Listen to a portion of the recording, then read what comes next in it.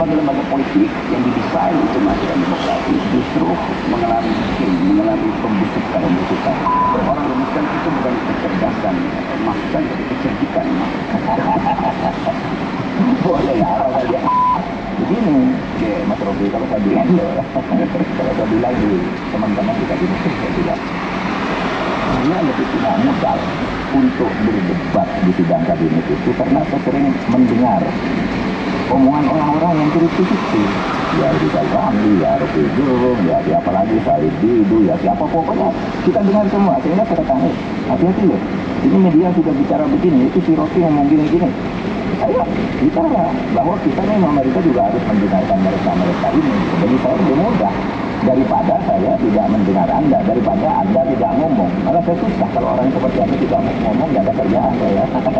Saya itu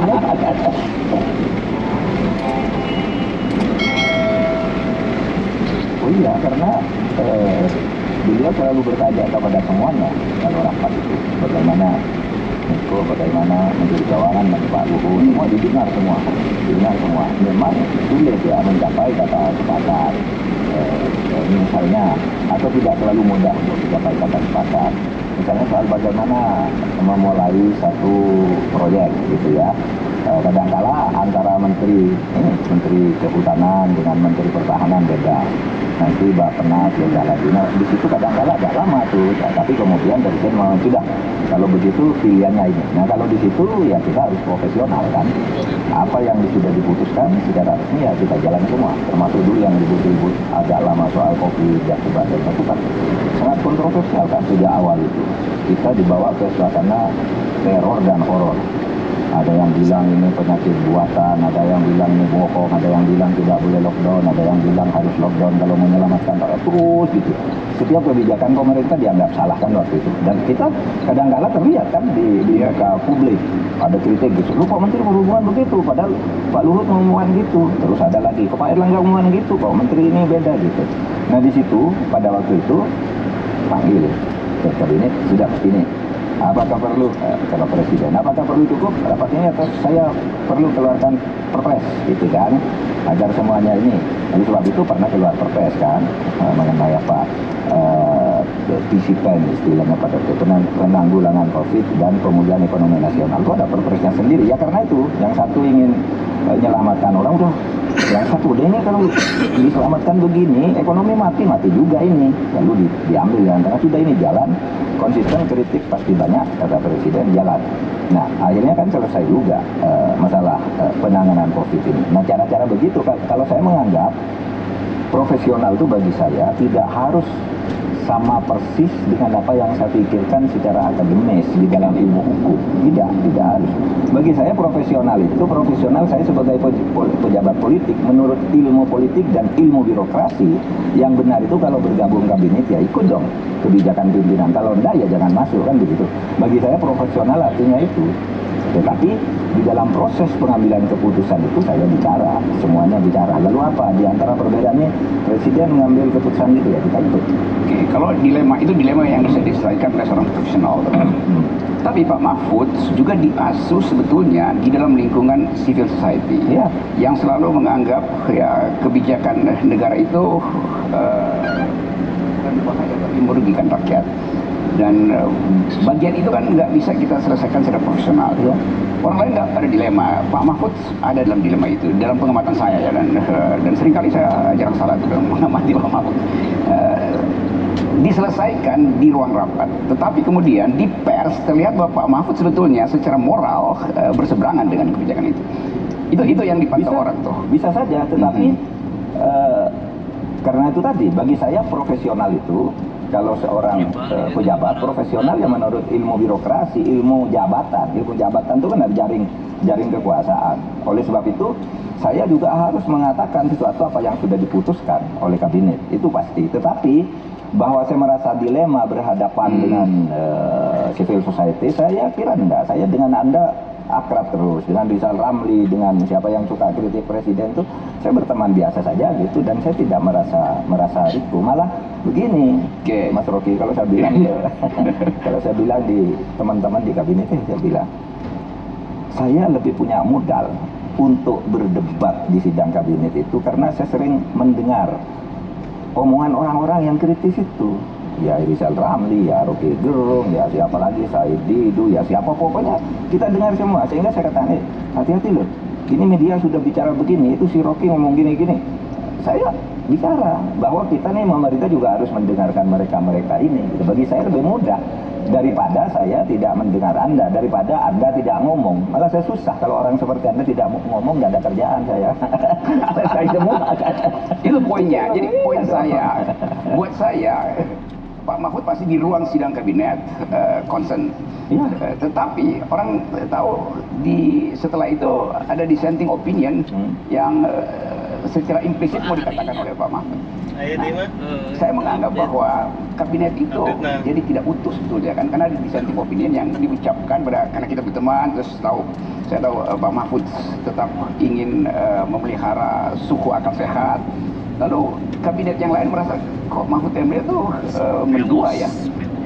Di ruang sidang dia putuskan ini, tapi kemudian di depan pers ada dissenting opinion tuh.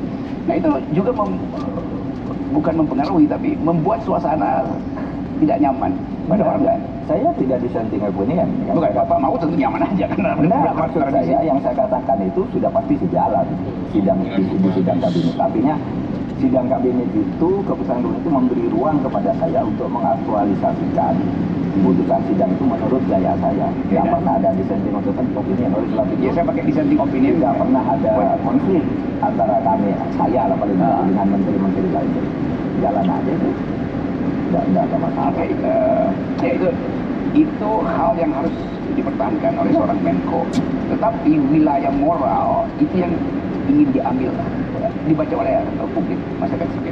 Dengan kata lain, di kabinet suara masyarakat sipil kami hanya izinkan diwakili oleh frasa terakhir tadi itu, dissenting opinion, atau saya kasih tanda petik. Dengan kata lain, koneksi antara istana dan masyarakat sipil hanya terbentuk melalui beberapa orang, terutama melalui Pak Mahfud. Pak Luhut ya, saya kemarin ngobrol, oke, ada sedikit tapi orang terpanggap Pak Luhut terlalu state centris.